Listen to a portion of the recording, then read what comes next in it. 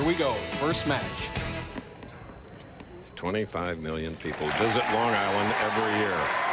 This is a capacity crowd in an arena-like setting at the most extraordinary sports entertainment complex in America. Here is Pete Weber. He'll shoot first.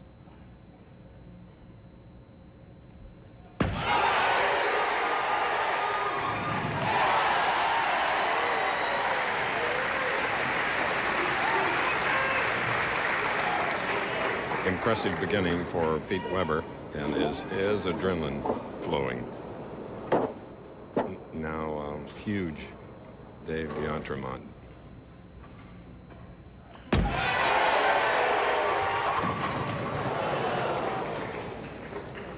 My goodness, Chris, with the big hook ball.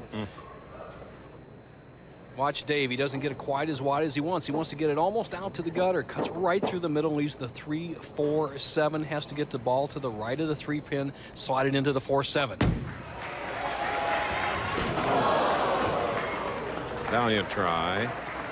But for Big Dave, it's an open frame in our very first match. If he just joined us, the Bud Light Championship.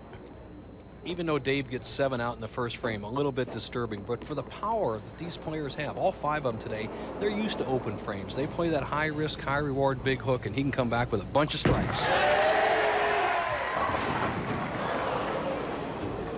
2 tough breaks for the Brunswick Tournament Champion winner in Lake Zurich, Illinois. Well, this is similar to the shot he had last time. What he has to do is get the ball to the right of the 3-pin over in this area and drive that 3 into the 4-7. It's makeable. He's already had a test shot at it the first frame. Let's see what he does here in frame 2.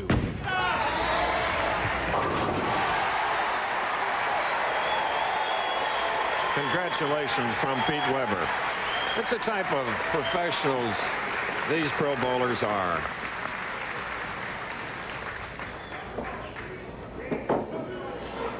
Boy, you don't want to open with 2 open frames, and Dave D'Entremont makes that 3-4 combination the second. Peter has been terrific in match play this week. He won 17 of his 24 matches.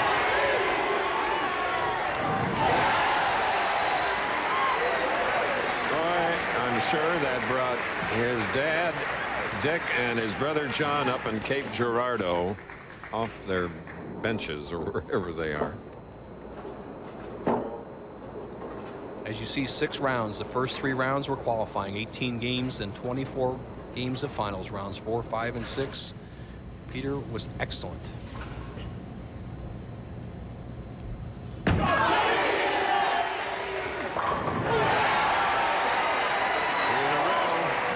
to the crowd to appreciate skill. Filled with it today. Terrific reaction, much like his dad. His dad was a great clutch player, one of the great players, but he loved to get out to a quick start. Here, Peter does it perfectly with 3 in a row.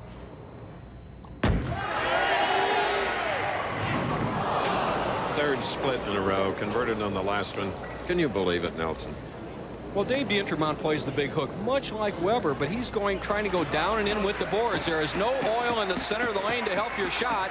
So once again, you see D'Entremont with just a moderate hook, no help in the center, no hold around the pocket. Another 3-4 combination. Let's see if he can make it. Oh, yes.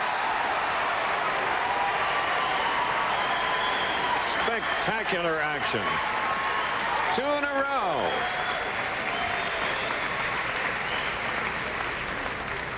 That keeps him a little closer to Pete Weber, only trailing by 38 right now. Well, D'Entremont can throw strikes, and it's very good that he filled those splits. Let's see if he can strike in a 4.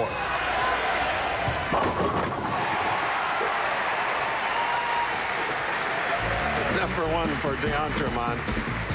We got to remind you, and we're in Lake Grove, New York, where a year ago construction got underway for the Sports Plus Entertainment Center. And here's a peek inside just a portion of the complex today. Awesome.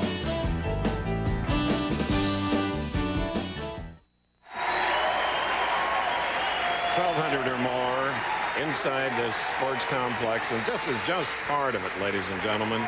It spreads and spreads and spreads. A little executive golf course and this building on 60 acres on Long Island. Well, it just matches as advertised as Pete Weber starts with 3 in a row.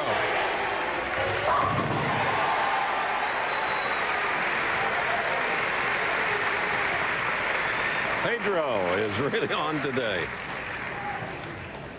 Well, Peter, with that huge hook, is either red hot or very cold. His low game in the tournament, listen to this, 149. Yesterday, he bowled a 299. His wife, Tracy, looks on. She likes the action so far.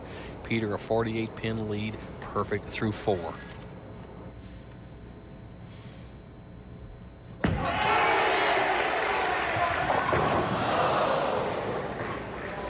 Well, now the shoes on the other foot or on the other hand or something. Well, the ball just slips off Peter's hand. You can tell by his reaction he didn't get the lift to get the fingers to rotate around the ball. Needs to shoot this like a regular washout. Get the ball to the left side of the head pin, drive the head into the 610. Chris, I'm sorry, he went for it in the pocket, and that's the lowest percentage way to go at. I sat there and studied this split and watch a lot of pros, and it's about 50% tougher shooting it this way. Now he's going for the pocket, trying to deflect the ball from the 1 into the 6. The 6 often misses a 10. It's better to shoot it on the left side. Peter makes a minor mistake. Let's see what happens.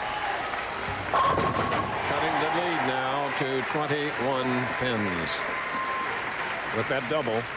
Next Saturday at 3, 2 Central on ABC's Professional Bowlers Tour, it's the Florida Open, where $1 million goes to the man who bowls a perfect game in the title match. That's next Saturday at 3, 2 Central on ABC, of course. 1 million, partner? Yes. Tain't so bad. Right now, Dave D'Entremont can cut Weber's lead to 11.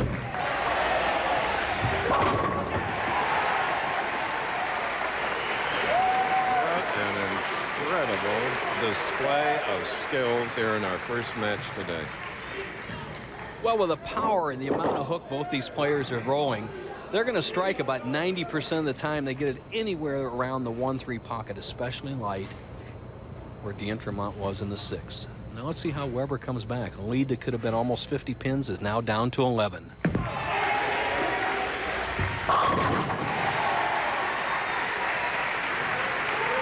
This coming after an Open, that gives you an idea of the size of the crowd and the vastness of this building. 170,000 square feet under roof. Wow.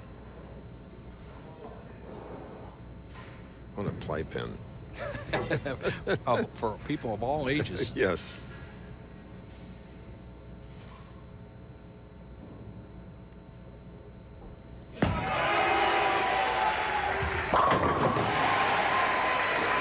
He's admonishing the pins. Oh, yes, Weber has come back with a double to lead by 21, and we will be back.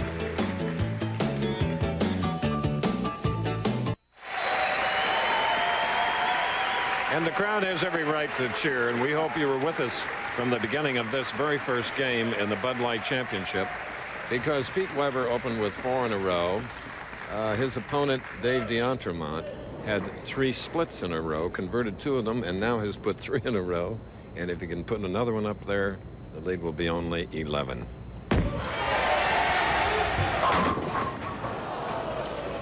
Couldn't trip that forward, though. Well, Chris, with the big hook ball, the percentage of the high hits is not very good. If they keep it light, as you've seen the earlier shots by D'Entremont, they were all light. You see the great wrist action, probably a 20-board hook, but no trip of the 4.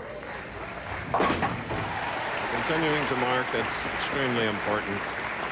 The winner then moves ahead to meet Brian Himmler, the brilliant rookie from Cincinnati. Then the great champion Amleto Monicelli, and equally as great Wayne Webb. All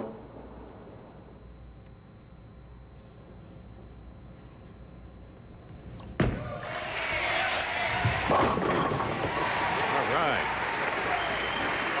Exciting.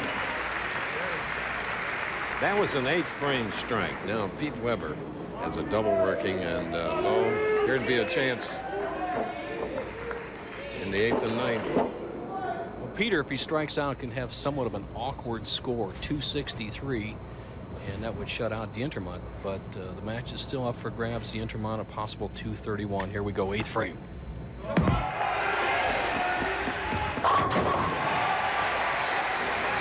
right, we welcome back to our telecast the president of the PBA, great champion, Johnny Petraglia. Thank you, Chris. Brian, I noticed the first time you were on TV you were a little tentative, and the last time you had a lot of confidence. Is it just a learning process under the lights, or is it ball reaction? Everything on tour is a learning process, and I just hope to get my record above 500 today, win a few games, get loose, and have some fun out there. Chris and Bo, Brian can strike with the best of them when he gets a reaction. Watch out for him today. Back to you. Okay, thanks. He'll be up next.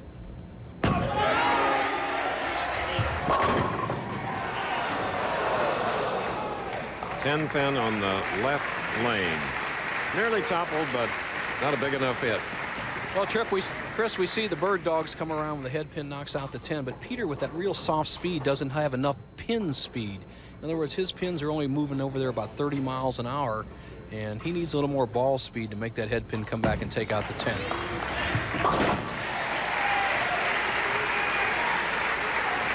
Pete Weber, who won his first regional tournament as an amateur at age 15. Dave D'Entremont, the full approach. We have 17-foot approaches here. D'Entremont taking 17.5. He could stand in the crowd if he likes. He needs a strike. A 7-pin. Wow, the center of the rack. David just blew the 5 right over the top of the 7. What a terrible break. You see, he's going to go straight across lane for the 7-pin spare. This is a fairly simple shot. He cuts his hook down.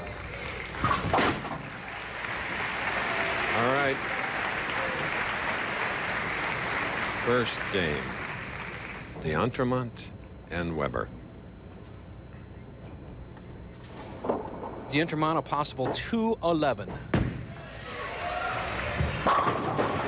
our field today, there were 62 titles among the 5. You know, tonight is the beginning of one of the great lineups of this television season, starting with brand new episodes of Lois and Clark on a New Night and Time, then the premieres of 2 of the most eagerly awaited shows of the year, Leaving L.A. and Robert Altman's Gun On Tonight, here on ABC. So be here and kiss your remote goodbye. D'Entremont gives himself a very slim chance. You can see a little bit of a disconsolate look on his face as he has a negative move. 211 would be the best he can score. Pete Weber would just need 5 pins on the first ball. And we've seen some strange things happen. 4 or 5 is nothing for these guys. Now he just needs 4 pins. All right. Kurt Von Kruger is being checked. He's a national tournament director. Pete Weber just checked with him to make sure, though. He'll throw it right down the middle, Chris. There's no point in trying to throw a big hook here and getting some weird shot. There we go, right down the middle. All right, Peter. You know what? Your dad would be proud of that. The 5-7-10, the bowlers call it a lily out here on the tour.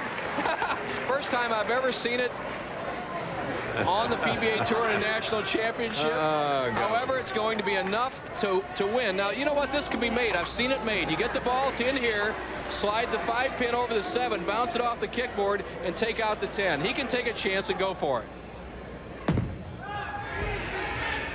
That's enough to win.